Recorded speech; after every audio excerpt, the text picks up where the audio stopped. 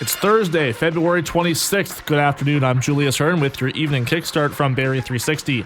A Barrie woman is facing multiple charges after her alleged impairment led to a single vehicle collision yesterday evening while her child was the passenger.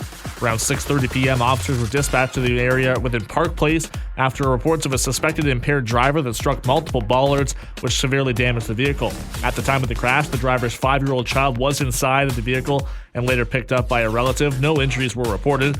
The 42-year-old's breath sample showed her blood alcohol content was 3 times over the legal limit. RVH is exploring options for the construction of a new 4-level, 119,000 square foot healthcare services building on the east side of its existing property in Barrie. The building will provide office space for services such as primary care, specialists, and other complementary health providers.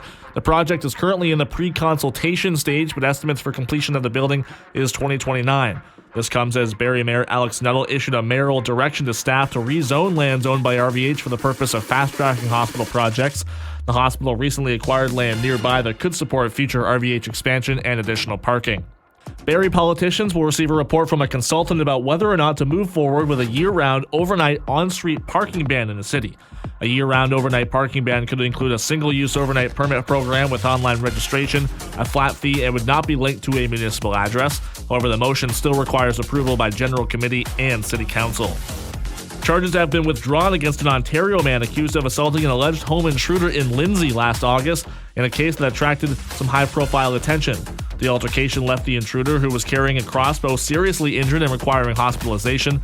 The resident was later charged with aggravated assault with a weapon. The Crown said this morning that Kawartha Lakes Police had, quote, had reasonable probable grounds to arrest and charge the resident at the time of the incident, but it has since reviewed additional evidence in the case and requirements for self-defense. The Barrie Colts are idle tonight, but all eyes will be on the Kingston-North Bay game. A North Bay loss in regulation would clinch the Central Division for Barrie, the Colts' 10th in franchise history. Mainly cloudy with a chance of flurries, a low of -10, the wind chill -13 this evening.